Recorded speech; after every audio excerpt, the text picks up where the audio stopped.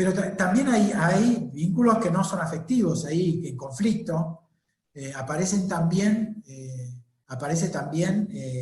todos los elementos que de alguna manera condicionan nuestra existencia afuera, que nos marcan un cierto ritmo, digamos, ¿no?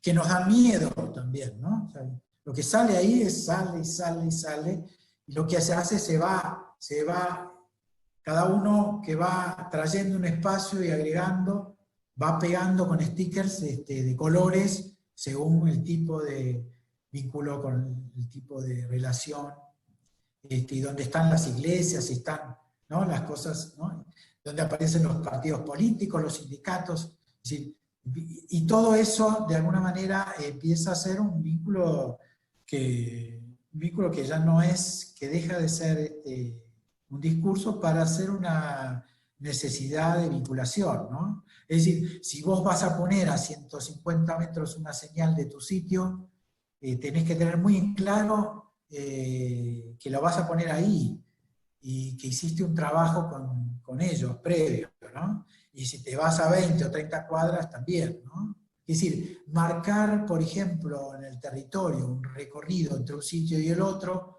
con marcas de la historia y que perduren, y que además perduren, es un trabajo, ¿no?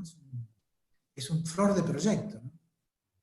El tercer, una cosa que ayuda a ver eso es el tercer componente de nuestro vínculo, ¿no? El tercer propone, esta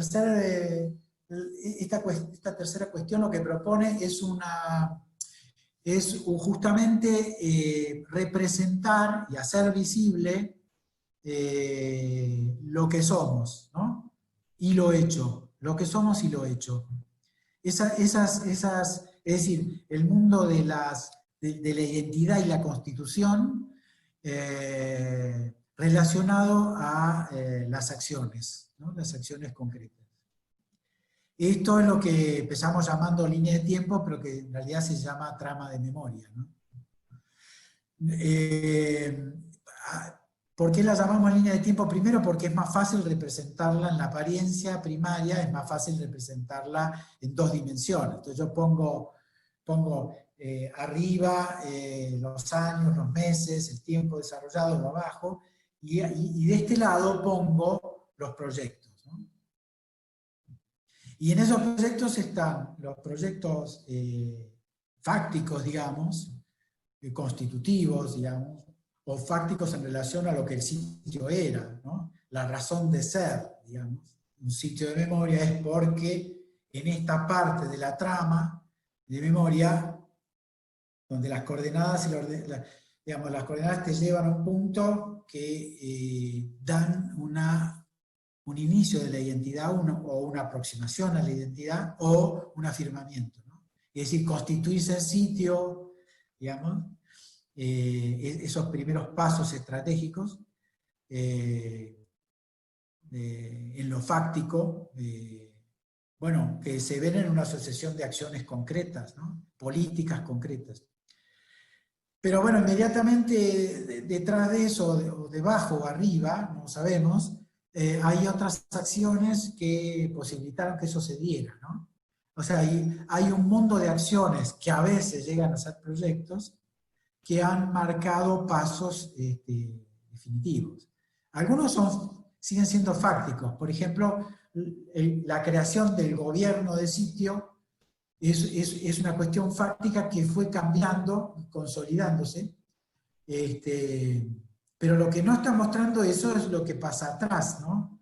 Lo que pasa atrás es momentos en que esa línea por la identidad constitutiva, formal del sitio, fue pasando, y que de alguna manera produjo estrangulamientos como nudos, contracciones de esa trama, porque tuvo que gestar esas instancias fácticas, ¿no? Las tuvo que digerir, las tuvo que consensuar, las tuvo que pelear. Perdió algunas de esas instancias, ¿no?, también. Quiere decir que, en definitiva, el relato de esas instancias con prioridad es lo que conforma la investigación de esos proyectos, ¿no? O sea, las chicas que están haciendo las primeras acciones, la cadena de acciones entre, digamos, los miembros originarios de esa mesa, incluso antes de ser mesa, y las acciones sucesivas en relación al sitio, en relación a sus propios espacios, sus casas y demás, ahí se produjo una instancia testimonial y espacial, otra vez, que fue en definitiva la que generó un interés particular que dio para llamar a alguien, es decir, alguien dentro del sistema que pudiese ayudar a ordenar estas piezas, ¿no? No es que cae Duhalde un día y dice no, hay como una historia previa de cada acto y hay que buscarle finalmente el vínculo que tiene con esta historia fáctica, ¿no? Porque si no te come la historia fáctica, ¿no? Y vos estás seguro que fuiste protagonista, ¿no? Isa sabe claramente de qué cosa fue protagonista, ¿no? Si ella sumara los procesos de los cuales fue protagonista y en los cuales dio su opinión, digamos, y lo tuviera hoy en la cabeza, sería imposible, ¿no? Sin embargo, Isa es el producto de todas esas acciones, ¿viste? Como muchos de los compañeros, y como ustedes mismos a esta altura también. Entonces, los tiempos han hecho a ver, en el caso de Olimpo, los tiempos han hecho que, por ejemplo, en algunos momentos hubiera también un atragante de actividades, ¿no? Que muchas de ellas encontraron su sentido acá adentro, lo formaron acá adentro, ¿no? Que eso está bien. Entonces hay gente que vino más deshilachada, más desinformada, menos, pero que una música estaba escuchando, finalmente completó la partitura acá adentro. Otros fueron y vinieron y salieron mucho más rápido. O sea, después hubo lo que le pasa digamos, a esos grupos que ven en Olimpo una oportunidad, ¿no? El tema es cómo decimos que siempre es una oportunidad, ¿no? Para que también te elijan, ¿no? No solo ir a buscar quién viene, no solo buscar el proyecto, que hay que hacerlo, elegir qué tema, la niñez, porque faltaba por esto, y justificar eso, sino también el proyecto que viene porque necesita, y ve acá algo que lo identifica. Entonces, ¿qué le mostramos? ¿No? Esta es un poco la cuestión, ¿no? Que lo mismo pasa cuando salimos y ponemos la señal, nos pasamos el día afuera, o los 2 días, o los 3 días, o lo que sea. Y ahí lo que hacemos, ¿no?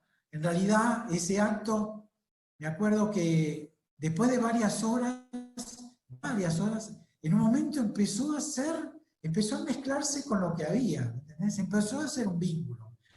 Pero tardó muchas horas, ¿no? Desenfriarse, ¿viste? Sentirte, poder sentarse, compartir, llamar al otro, que te vean, mostrarte, seducir, ¿viste? También, ¿no? Como, ¿no? ¿Viste? Todo el baile mejoró. En definitiva, creo que eso también tiene que ver con esta idea de que cuando uno sale afuera y sale colectivamente, también, espera que estoy... También esto hay que entenderlo como procesos, ¿no? Que no son lineales. Por eso la salida del territorio es tan rica, porque uno pierde la estructura del espacio que de alguna manera te mantiene en la madriguera, te saca la piel y te expone con lo que vos sos, ahí solito con tu alma, digamos, ¿no? Cuando un sitio tiene la edad de ustedes, esa es una pregunta que empieza a hacerse.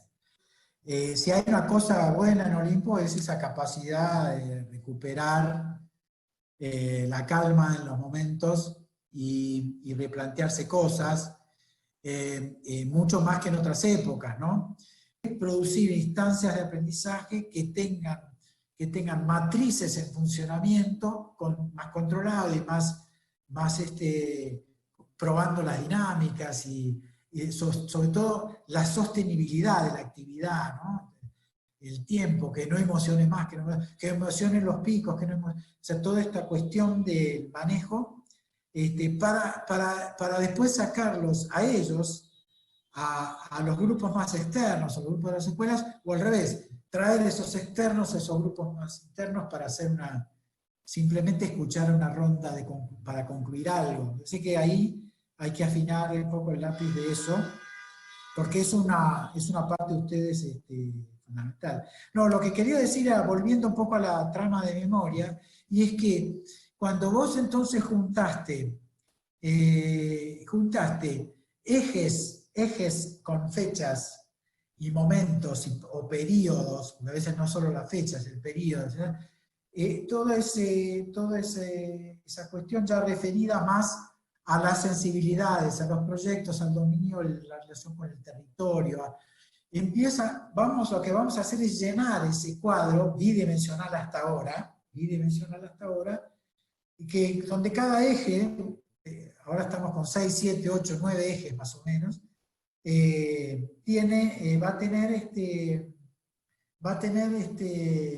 va a cubrir de una manera determinada, donde se van a tejer transversalmente, en el sentido de las X,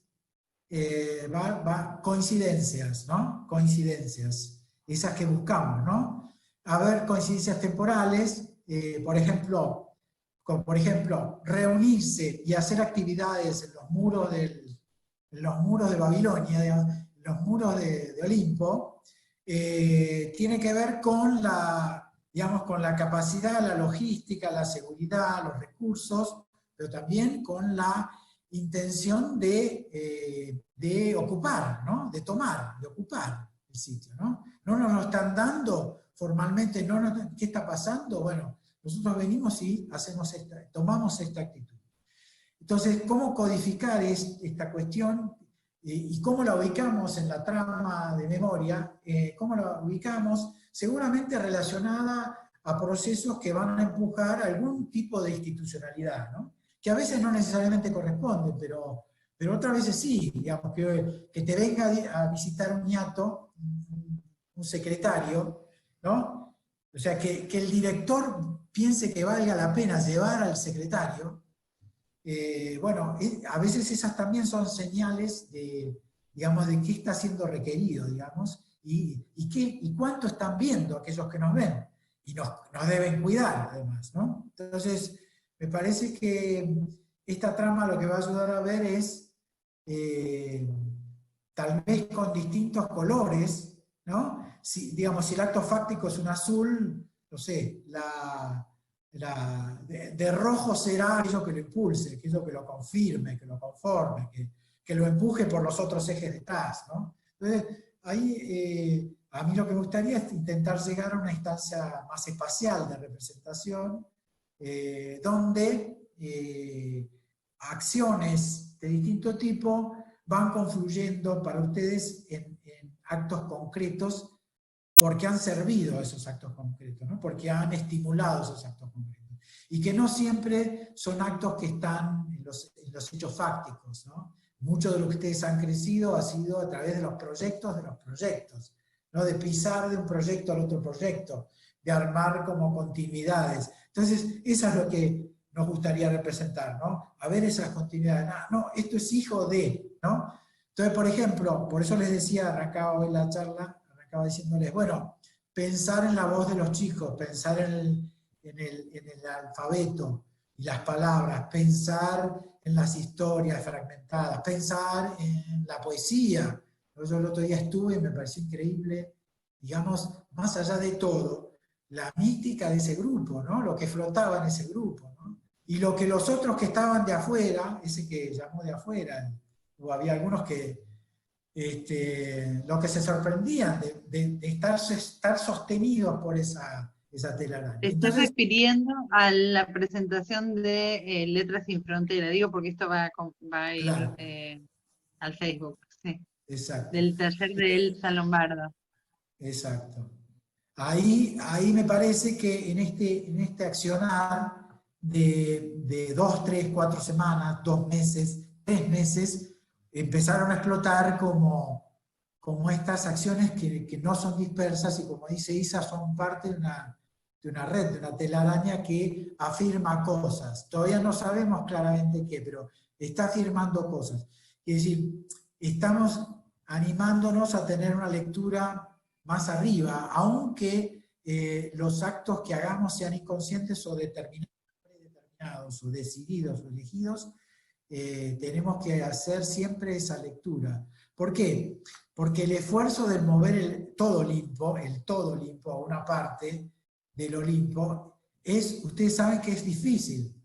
Es difícil porque es un lugar cada vez más complejo, es un lugar cada vez más, de alguna manera, más grande, que tiene más ideas, más posibilidades. Entonces, eso va, por un lado, a volverlas más sensibles y más atentas a entender lo que van haciendo, a darle un propósito que esté por encima, para después que está establecido el rumbo, porque todos estos proyectitos lo van empujando, aparezca entonces algo que los sintetice, que los lleve y que les dé forma común. Como ustedes están en edad ya de hacer esto, yo creo que las herramientas también van a acompañar, van a ser un buen recurso para estas cuestiones, ¿no? Van a poder usar esa trama para iniciar un proyecto o para mediar un proyecto, ¿no? Para mediar un proyecto sería entender que un proyecto sirvió de puente, pero perdió el inicio y no tiene final, digamos, ¿no? Esos proyectos que fuimos dejando, a veces mejores, a veces peores, tienen una cosa que nos dejan, y es darle contexto más grande para entender cómo sigue, ¿no? Para que ese que fue puente, el día de mañana sea reconocido como puente. No nos olvidemos de eso, ¿no? No, la resistencia la está poniendo ahí en pensar que no ver todo eso de vuelta, no quiero ver todo eso, esto me va a cansar en 3 minutos. Volver a pasar, buscar esos proyectos en el archivo y a ver qué hicieron y cómo los sintetizamos. Todo eso, que da una fiaca espantosa, es porque lo que están haciendo es verse a sí mismas. Y eso amigas, es necesario, muy necesario. Y ahí están sobre todo porque ahí están los ovarios puestos, ¿no? Y entonces merece. Escúchame, Gonzalo, espera. Me parece que es muy interesante lo que estás diciendo con respecto a los proyectos, y casi que estamos por ponerle nombre entonces a este ciclo de conversaciones con lo que estás diciendo, me parece, porque digamos, por un lado, la pregunta sobre el futuro vinculada con los proyectos, tampoco ser atávicos con lo hecho, sino pensar, bueno, en tanto el espacio está abierto y está en construcción, hay cosas que van quedando atrás, y está bueno dejar un registro y, bueno, seguir para adelante, y también ver de qué modo nos podemos encontrar con las necesidades, digamos, la gran discusión sobre si museo o espacio para la memoria en gran medida ha sido sintetizada o salvada a través de todas estas porosidades de los proyectos distintos, ¿no? Y los distintos actores que lo que no íbamos a buscar igual venía, digamos, para decirlo de algún modo. Una reflexión más, digamos. Me parece que sí. Una cosa que Olimpo también tiene como característica, y que no siempre ha sido bueno, y es esta idea de haber sido muy resistida su modelo. De los modelos más, te diría, no sé si no el más resistido. Y esta cosa no es menor, por eso me parece que la trama de memoria tiene que también reflejar eso, ¿no? No fue gratuita la manera en que la mesa aquella, o el primer grupo, digamos, conductor o digamos, vehiculizador, digamos, de esta idea. Yo creo que soy totalmente consciente que en esa búsqueda y en esa territorialidad, en algunos sentidos muy trosca, pero muy resistente, muy territorial, muy enfrascada, deja en la matriz cosas irreemplazables, ¿no? Formatos irreemplazables, ¿no? Y uno de ellos, un recurso de eso, que no siempre es bueno, es cerrarse. Cerrarse en el sentido de no escuchar. Eso, no escuchar quiere decir para decir más fuerte lo que se piensa, y eso es un acto que siempre ha sido fuerte y revolucionario y fundante, pero también aislado, ¿no? También aislado, y hace que en la gimnasia ustedes hayan abierto menos los oídos en distintas etapas, y eso les ha servido de alguna manera para preservarse, para aislarse un poco, para no volverse locos también, supuestamente. Pero por distintas razones es un modelo que, como todos, tiene sus pros y sus contras, y yo creo que ha resultado muy efectivo. Por esa razón, esa actitud de alguna manera reflejante cuando hace falta, ¿sí? Cuando lo que recibimos no entra en la partitura, digamos, hoy puede ser desechado eso sin situaciones, digamos, violentas o situaciones como claramente contraofensivas, o si se quiere, con manifestaciones que a veces podrían ser mucho más duras, sino que también han aprendido a entender y saber en qué momento se pone el oído, en qué momento no, en qué momento se agradece, y se respeta al otro, pero se disiente, y eso se puede decir o no es necesario decirlo. Me parece que han adquirido ahí una autonomía en el sentido de que al vincularse sin perder las mañas de ese viejo Olimpo que está en la matriz, han podido construir y preservarse también en nuevas pruebas y nuevas modalidades. Eso por un lado. Por otro lado, bueno, yo creo que nosotros siempre hemos creído en el Estado, aunque no hemos sido abastecidos por él de la forma adecuada, ni con la sustancia y a veces el empuje necesario, ¿no? Sin embargo, bueno, las pocas políticas públicas que tenemos han sido creadas por los gobiernos que han sido más afines a nosotros. Ahí hay un segundo reconocimiento, lento a veces y con poca estructura, digamos, de sostén y apoyo, pero en definitiva, bueno, uno tiene que decir que, por ejemplo, esta administración nos está escuchando, por así decirlo, ¿no? Y escucha y de alguna manera sabe ver y ha querido de alguna forma, o está queriendo de alguna forma, reconocer esos saberes que hablábamos al principio, esas capacidades de alguna manera. También yo creo que está queriendo sistematizar algunas de las acciones que son las que podría de alguna manera solventar. Está estimulando la vinculación con las universidades, que no es menor, me parece que ese es un paso importante. Creo que hay que ser sabio y en estos casos abrir parte de lo producido para producirlo en una estancia en sociedad con otros, ¿no? En el sentido de que hay una parte del trabajo intermesas que debe canalizarse por el Estado. Me parece que es muy importante en este momento en plantear ese intercambio que no es hacia afuera, me parece que es hacia adentro primero, para darle, o sea, convertir en docentes a esos profesionales que han ido aprendiendo el oficio, es decir, hacerlos escribir, hacerlos producir formatos transmisibles de conocimientos específicos, incluso hacer prácticas con ellos para que esto pueda ramificarse y federalizarse en el interior.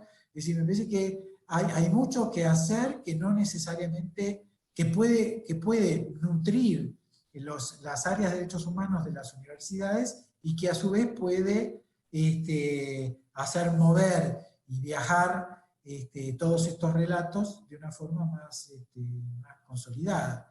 creo que en ese sentido, creo que hay universidades que están entendiendo mejor ese discurso que otras, por lo tanto hay otro trabajo que hacer y es reunir a las cabezas que conocemos de las universidades para hacer de eso, tener transmisores dentro de las universidades, no ir no solo nosotros a decir, mirá, hay que hacer esto, ¿no? Empezar a hacerlo con los aliados. Todos nosotros tenemos aliados en distintos lugares y algunos que son obvios. Nadie dudaría que hay ciertas facultades de humanidades que son aportantes increíbles de conocimiento y de dinero y de infraestructura. Es decir, me parece que los sitios tienen que tener 1, 2 o 3 universidades con las cuales estén en constante intercambio, ¿no? Y creo que eso, la distribución de los pocos recursos humanos tiene que hacerse lo más eficaz posible, ¿no? Porque esas redes, de alguna manera, en algún momento, tienen que posibilitar que ustedes descansen también, ¿no? Es decir, que ustedes tengan descanso, no me refiero a vacaciones, sino me refiero a poder, claro, a poder volver a poner la cabeza en algunos momentos en 1 o 2 ideas nada más, ¿no? Y explayarse, ¿viste? Volver a sentir el metejón con la idea, o sea, ¿no? Esta idea de ver volar al proyecto, darle algunas cositas así por izquierda rápido, qué sé yo, y verlo fumarse y caminar, sino tener a veces contactos. ¿Por qué? Porque lo elegiste, porque ahí encontrás un futuro, por las razones que sean, ¿no? Pero parece que también hay que encontrar, ¿no? Y la otra cosa es que yo les contaba al principio que que mi hermano desaparecido, desapareció en circunstancias, una de las peores en el sentido de posibilidades, porque las formas de desaparición son todas terribles, son de mierda y son todas duras. La de mi hermano fue en la boca, lo que tuvo de particular es que fue en la boca del lobo, no en un centro clandestino. Entonces, desaparecer en la boca del lobo tiene un mensaje mucho más directo, porque se acabó. O sea, se acabó. O sea, la historia es mi hermano yendo a Punta Indio, a Marina, y en esa base hace la colimba, pero ya fichado, ya conociendo su lugar de origen. O sea, blanqueada su situación, ¿no? Él ya tenía registros anteriores, sobre todo uno del 74, en una situación bastante complicada, qué sé yo. Y después, como esta cosa de me voy a portar bien, lo tuvieron un tiempo muy vigilado y después obviamente se dieron cuenta que era muy buen tipo y que lo elegían el mejor compañero y todas las cosas que nos pasan con nuestros compañeros desaparecidos. Y en algún momento, en un franco lo secuestran y lo matan, lo asesinan. Y ahí nomás al toque, sabemos, por contactos internos, vamos deduciendo, y no sé, ya a la semana, 10 días, 15 días, ya sabíamos que lo habían matado. Por lo tanto, yo no tengo experiencia de búsqueda. O sea, la búsqueda, digamos, yo me quedé trabajando en temas de justicia porque fue la manera de empezar a saltar algo. Pero mis viejos se pusieron a laburar por los otros, ¿no? Por acá, por cada uno en su rubro, y eso es lo que yo recibí, mis hermanos recibieron. Entonces, bueno, yo metí la arquitectura del oficio, la moldeé a esta cuestión y la empecé a relacionar más con la psicología, más con los temas de la afectividad, más con los temas de qué sé yo, y se armó esta estrategia. Pero la realidad es que lo importante es que todos nosotros hemos hecho por alguna u otra razón un proceso, ¿no? Un proceso que nos va llevando y nos convierte hoy en trabajadores de esto. Y yo lo que creo es que hoy la conciencia para sentirnos trabajadores de esto ya no está más específicamente en cuánto nos dan, ¿no? Ya no está más en eso, sino está, me parece, en que tenemos un patrimonio, ¿no? Hay un patrimonio que yo no lo pondría en el hostil, ¿no? Lo llamaría patrimonio afectivo. Para mí no es hostil, sino es afectivo. Con lo que la afectividad supone. La afectividad supone rispideces, complejidades, inadaptaciones, produce todo eso. Pero esas sí son partes, ¿no? No la hostilidad, digamos, me parece, ¿no? Y parándonos ahí, me parece que el norte es preservar y respetar nuestras posibilidades y nuestros conocimientos, nuestros caminos, y poder hablar de ellos más claramente, ¿no? ¿Vos qué sos? ¿No? ¿Vos qué sos? ¿No? Entonces, no resguardecerte porque estás escribiendo la tesis o porque estás haciendo, no sé, cambiando los cueritos de las canillas, o porque estás trabajando en transmisión con las escuelas o de guía, ¿no? Me parece que se trata de otro reconocimiento que lo podamos traducir en valores concretos y transmisibles a los otros. Primero, a quienes de alguna manera usan nuestros servicios, ¿no? Segundo, hasta al interior de nuestros propios organismos, nuestros propios sitios también, para salir ahí del cascarón y contar lo que hacemos con más claridad. Digo, las ideas de fondo, ¿no? Eso que hasta duele preguntarse, ¿viste? ¿Para qué sigo acá? ¿No? Es decir, me refiero a ese tipo de profundidad, ¿no? Que lo cual requiere, y ustedes lo hacen mucho con ustedes mismas, es una enorme afectividad también, ¿no? O sea, esto uno puede decirlo así como lo estoy diciendo, porque uno ve la telaraña afectiva que hay en ustedes, ¿no? No hace falta ni decir ni contarla, digamos. Es una que está ahí, ¿no? Y que lo que tiene de bueno es que pasa también por los lugares feos, pasa por lo peor de nosotros mismos. Estamos ahí, todas ahí, mostrándonos tal cual son. Y yo creo que me parece que eso garpa, ¿viste? Claramente eso es lo que sustituye un montón de materialidad y un montón de esfuerzo también. Para mí las charlas estas siempre son recortes, ¿no? En el sentido de que lo que hicimos es abrir ventanitas de un montón de complejidades y de temas, pero también sabiendo que uno puede entrar y salir de estas cuestiones, ¿no? Es decir, uno regula ese tiempo, ¿no? Y entonces cuando uno lo regula, no lastima y en todo caso produce mejor balanceo de esas emociones, ¿no? En ese sentido, mis viejos, como todos, hicieron lo que pudieron, ¿no? Mi vieja se llama Laura Conte, que está hoy, que cumple 90 ahora el sábado, y que está ya grande, así confundiendo sus épocas y sus tiempos, pero firme, y todavía firme, dignamente. Bueno, ustedes saben los distintos lugares en que ha estado, y más bien yo creo que mi vieja ha sido en su propia vida una sobreviviente también. Perdió a su padre muy joven, tuvo un padre tuberculoso que la contagió a ella, tuvo su hijo desaparecido y una vida difícil, a su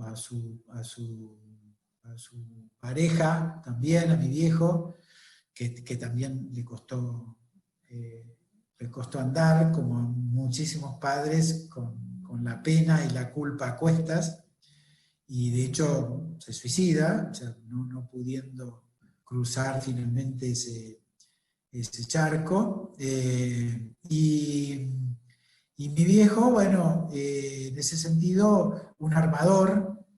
Mi vieja más una lectora de situaciones y de las complejidades y de trabajar con la complejidad de los casos, la complejidad de los lugares, de los sitios. Y ahí estuvo muchos años en la Comisión para la Memoria, estuvo muchos años en el CELS, todavía sigue siendo vicepresidenta, estuvo en Abuelas también. Una carrera como silenciosa, pero un trabajo terriblemente formador y efectivo y muy bajo perfil también, ¿no? Una mina de carácter, brava, si las hay,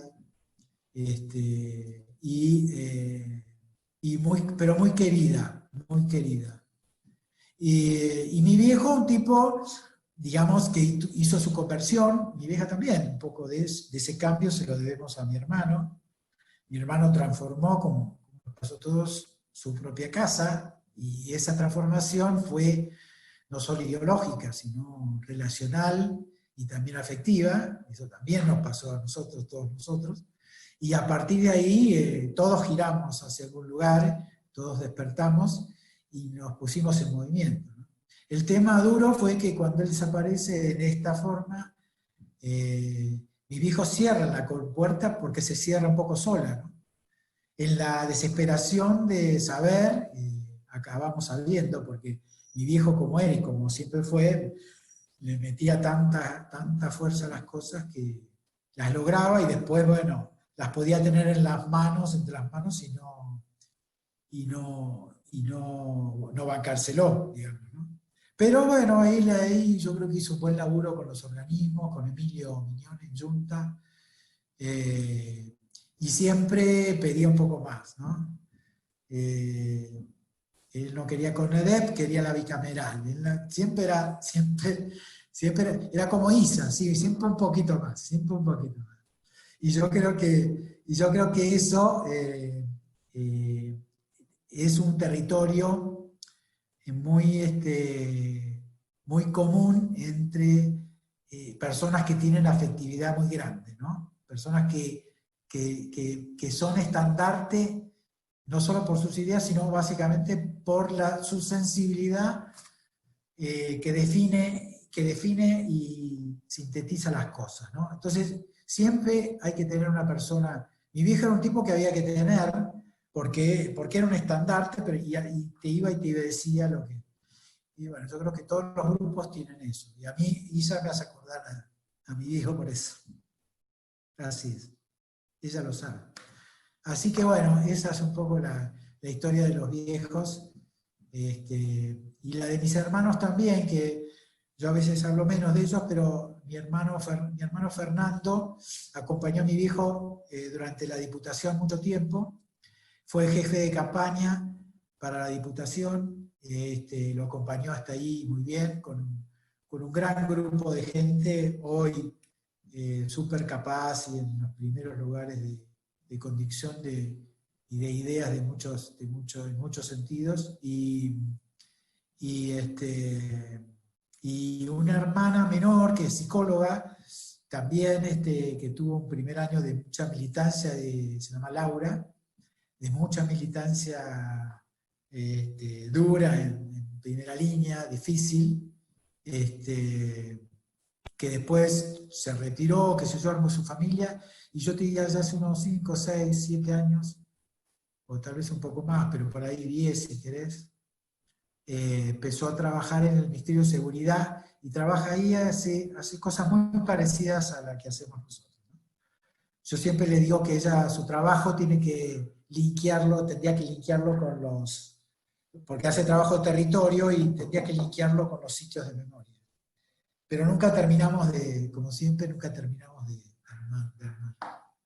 Así que de una manera u otra, también con mucha afectividad, nosotros pudimos, los hijos, constituirnos en familia, todos somos varios los primos que hemos dado, y que han salido bastante sanos y libres y contestatarios también. O sea que, bueno, no nos han vencido, como dicen muchos. Bueno, muchísimas gracias.